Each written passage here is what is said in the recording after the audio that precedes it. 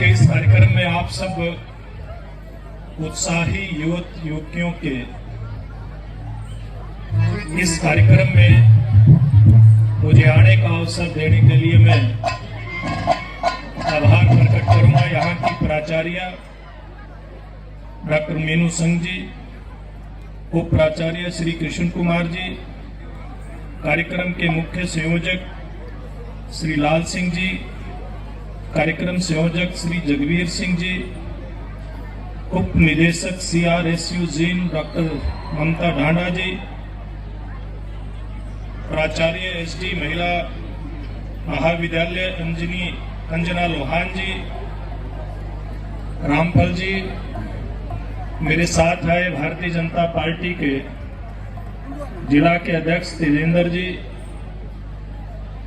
भाई कुलदीप जी, यहाँ के मंडल के अध्यक्ष प्रमोद जी और उपस्थित सभी बहुत ही जिम्मेवार यहाँ के नागरिकगण और इस कार्यक्रम को सुचारू रूप से चले और इसको अंजाम देने के लिए जजेस साहिबान भी उपस्थित है। मुझे लगता है कि कुरुक्षेत्र यूनिवर्सिटी से आने का इनका परिचय करवाया गया है। आप विद्वान पुरुष यहाँ पर उपस्थित हैं। ऐसे सब लोग आज के इस 2 दिवसीय कार्यक्रम में उपस्थित आए हैं। बड़ी खुशी है आपके बीच में आकर के, और जो कार्यक्रम यहाँ पर देखने को मिल रहे हैं, ये कार्यक्रम हमारी हरियाणवी संस्कृति के दर्शन हम सब लोगों को करा रहे हैं। मैं आप सब बच्चों से एक आग्रह करना चाहूंगा कि कार्यक्रम में उत्साह और उमंग का है, लेकिन अगर कार्यक्रम उत्साह उमंग का हो, उससे उमंग गायब हो जाए तो भी गड़बड़, और भाई अनुशासन गायब हो जाए तो भी गड़बड़। तो आपने अनुशासन में रह करके और इस अपनी उमंग को बढ़ाए भी रखना है 2 दिन तक, ताकि आपके दिल में भी युवा मन की जो एक अभिलाषा होती है वो भी जागृत रहे। और हमारी हरियाणवी संस्कृति, हमारी भारतीय संस्कृति जो पूरी दुनिया की सबसे महान संस्कृति है, आप उसके भी दर्शन कर सको और हमारी जो पुरानी संस्कृति आप उसको आगे बढ़ाने में भी अपनी भूमिका निभा सको। देखिए, आप सब लोगों के लिए बड़ा एक सुनहरा अवसर होता है, लेकिन जब बचपन से और तरुणाई आती है जब बच्चों के अंदर, तब उसका मन ये भी करें वो भी करें, बहुत सारे काम करने को करता है। लेकिन हमारा जो जिंदगी का उद्देश्य है उसको मत भूलें। कॉलेज की लाइफ अपनी लाइफ होती है, उसको जिए भी, उन्मुक्त ढंग से जिए, अनुशासन में जिए, लेकिन जिंदगी का कोई लक्ष्य बना करके जिए। जब तक जिंदगी का कोई लक्ष्य नहीं है तब तक व्यक्ति को कामयाबी नहीं मिल सकती। ये मौज मस्ती क्षणिक पल होते हैं जिंदगी के, लेकिन इनमें से जो अपना लक्ष्य बना करके चलता है, मैं देखता हूं जब हम 83-84 में कॉलेज में आए थे, बहुत सारे ऐसे हमारे साथ के विद्यार्थी हमारे साथ ही होते थे जो सांस्कृतिक कार्यक्रमों में भी हिस्सा लेते थे, कुछ मौज मस्ती के साथ खेलों में भी हिस्सा लेते थे, लेकिन जिंदगी का जो टारगेट उन्होंने बनाया था उस टारगेट को कभी नहीं भूलते थे। आज मैं देखता हूं उनमें से बहुत सारे हमारे पुराने साथियों में से सफल जीवन आजकल वो जी रहे हैं। मेरा परिचय डॉक्टर मीनू सिंह जी ने कराया, तो मेरे भी बचपन से ही छात्र जीवन से ही राजनीतिक क्षेत्र में कदम रख दिए थे, लेकिन अपने टारगेट को मैं कभी नहीं भूला। ना ही आप भूले। हम सब के लिए बड़ा जरूरी है कि आज हमारी जो वातावरण है, हमारी जो संस्कृति है, उस संस्कृति में पश्चिम की संस्कृति ने जगह बनानी शुरू कर दी है। हम अपने गांव देहात के अपनी हरियाणवी संस्कृति के जो सरोकार हैं उसको कहीं न कहीं पीछे छोड़ता दिखाई देते हैं, उनको भूलते दिखाई देते हैं। लेकिन मैं आपसे आग्रह करना चाहूंगा कि पश्चिम के लोग आज पूर्व की ओर लौटना शुरू कर चुके हैं। आज आप देखते हैं कि हमारे आसपास इस्कॉन मंदिर में कितने बच्चे जाते हैं, मैं पूछना नहीं चाहूंगा, लेकिन अगर आप वहां जाएंगे तो आपको विदेशी नागरिक वहां श्री राधे कृष्ण राधे कृष्ण राधे कृष्ण करते दिखाई देते हैं कि नहीं देते? क्योंकि वास्तव में जीवन का जो लक्ष्य है, जीवन का जो अंतुगतवा उद्देश्य होता है, जो प्राप्ति होती है लक्ष्य की, वो हमारी भारतीय संस्कृति में है, विदेशों की संस्कृति में नहीं है। वहां एकल जीवन जीते हुए लोग दिखाई देते हैं, हमारे यहाँ सामाजिक जीवन होता है, हमारे रिश्ते हैं, नाते हैं, माँ बाप भाई बहन चाचा ताऊ मामा पुप्पी फूफा, पता नहीं किस प्रकार के रिश्ते हैं। वहां तो अंकल आंटी से ज्यादा कुछ भी नहीं है, मॉम डैड से ज्यादा कुछ भी नहीं है। और जो हमारी संस्कृति में गिरावट आई है उसका बहुत बड़ा एक हिस्सा मैं कहना चाहूंगा कि जो आज की शिक्षा पद्धति वैसे तो बदल रही है पिछले 10 सालों से, लेकिन उसमें जो हमें बताया गया, जो सिखाया गया, कॉन्वेंट स्कूलों में जो शिक्षा दी गई, वो बड़ी खतरनाक शिक्षा हम लोगों को दी गई। उस कॉन्वेंट की शिक्षा में हमारी संस्कृति को हम कैसे भूलें, कैसे हमारे देश का ईसाईकरण जो 500 साल पूर्व पुर्तगाली जब इस देश के अंदर आए थे उन्होंने शुरू किया था, वो आज भी चल रहा है। हमें इन बातों के प्रति जागरूक होना पड़ेगा।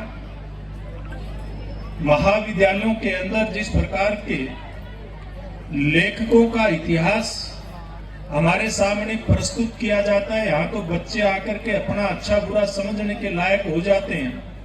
तो अच्छा बुरा समझ करके किस लेखक का सही इतिहास प्रस्तुत किया गया, किस लेखक के द्वारा, उसके ऊपर भी अगर आप फोकस करेंगे तो मुझे लगता है कि अगर सही इतिहास की जानकारी होगी तो निश्चित रूप में आप भारत का भविष्य जो यहाँ पर मेरे सामने बैठा है वो समाज को भी, हमारी संस्कृति को भी और देश को भी सुरक्षित रखने में अपनी भूमिका अदा करेगा। मैं ज्यादा ना कहते हुए एक कवि की पंक्तियां सुना करके अपनी बात को खत्म करूंगा। कवि ने कहा है, आपने भी पढ़ा होगा दिनकर जी को, हम ठोंक ठेलता है जब नर, यानी कि एक नर की ताकत बताई गई है, एक इंसान की ताकत बताई गई है। हम ठोंक ठेलता है जब नर, पर्वत के जाते पांव उखड़। नर ठोंक ठेलता है जब नर, पर्वत के जाते पांव उखड़। मानव जब जोर लगाता है, पत्थर पानी बन जाता है, पत्थर पानी बन जाता है। इस प्रकार की कवि की जो पंक्तियां हैं, मुझे लगता है आप सब युवक युवतियों के ऊपर ये फिट बैठती हैं। आप अगर पत्थर से भी टकराओगे तो उसको भी आप लोग पानी बना सकते हो, इतनी ताकत आप लोगों के अंदर है। वो एक बात और भी कही है कि आसमां में भी छेद हो सकता है, तबीयत से एक पत्थर फेंको तो यारो आप इस प्रकार का पत्थर फेंक सकते हैं।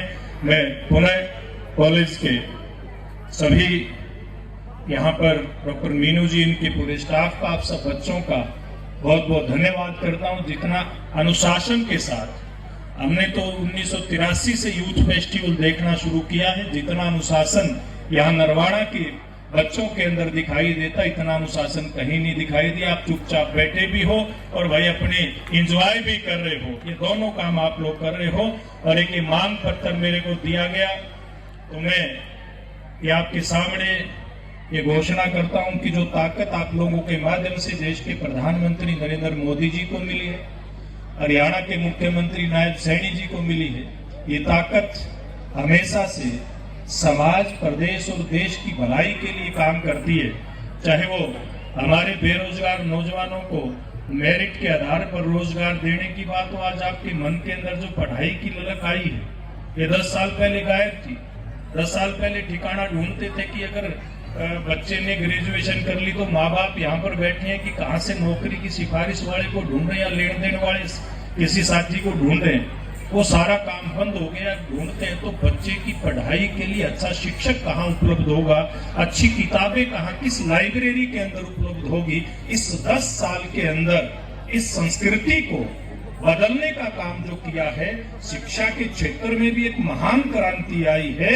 हमारी केंद्र सरकार ने नई शिक्षा पद्धति को लागू करने का जो काम किया, मैं समझता हूं उसके कारण से भविष्य में हमारे इस युवा समाज का बड़ा भला होने वाला है।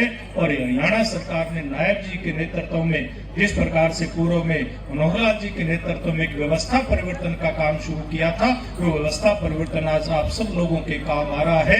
और वही ताकत जो आप लोगों ने दी है, उसी ताकत के बल पर मैं यहाँ घोषणा करता हूँ, जो ताकत आप लोगों ने दी है, तेरा तुझको अर्पण क्या लागे मेरा, मेरा कुछ भी नहीं है, ये समाज का है, ये देश का है, ये राष्ट्र का है। इदम दमम इदम राष्ट्राय की भावना से मैं 11 लाख रुपए यहाँ देने की घोषणा करता हूँ। और भी कोई कभी मेरे लायक सेवा हो तो मैं करूंगा, क्योंकि एक सेवा 2018 या 17 में मेरे जुम्मे लगाई थी। यहाँ आपका हॉकी का स्टेडियम है, वो मेरे ख्याल में 8-10 करोड़ की लागत से उसमें एस्ट्रोटर्फ बिछाने का काम मेरे जुम्मे लगा था। वो 2019 के चुनाव से पहले मैंने वो पूर्ण करवा दिया था, क्योंकि नरवाना के प्रति पता नहीं क्यों एक सहज प्रेम मन के अंदर जागृत रहता है। आगे भी कभी इस प्रकार की कोई बात होगी तो मैं प्राचार्य जी को, अन्य सभी इनके प्रिंसिपल साहब, इन सभी साथियों को विश्वास दिलाता हूं कि हमेशा आप सब लोगों के सहयोग के लिए जब भी मुझे मौका मिलेगा मैं तत्पर रहूंगा। आप सबका बहुत बहुत धन्यवाद। एक बार जोर से नारा लगाएंगे, देखेंगे आपकी किलकी ज्यादा मजबूत थी, ज्यादा तकड़ी थी कि नारा तकड़ा होगा। आज मैं किलकी भी मार के दिखा देना, बेशक कोई दिक्कत नहीं है, क्योंकि कार्यक्रम ही ऐसा है। तो एक बार हाथ उठा करके बोलेंगे, हाथ उठाएंगे ना सारे बच्चे बच्चियां, भारत माता की। भाई किलकी में हाथ उठ जाए, इस भारत माता में थोड़े हाथ उठे। ये बेटियां यहाँ बैठी, इनके हाथ मेरे ख्याल में सवेरे रोटी नहीं खाई इन्होंने, क्या घरा रोटी खुआ के आई होंगी, थक गई होंगी बेलते बेलते। वो काम भी करना है ना अपने को, सारे काम करने, काम करने में कोई संकोच नहीं करना। कई बार हम दूसरे लोगों को देख करके अपना काम छोड़ देते हैं, जो अपना घर का परिवार का काम छोड़ देते हैं, जो अपने घर परिवार के काम का नहीं, वो किसी के काम का नहीं। इसलिए भारत माता के काम का सबको होना है ना। है बेटे, हाथ खड़े करो सारे, भारत माता की, भारत माता की। इन सारे बच्चों की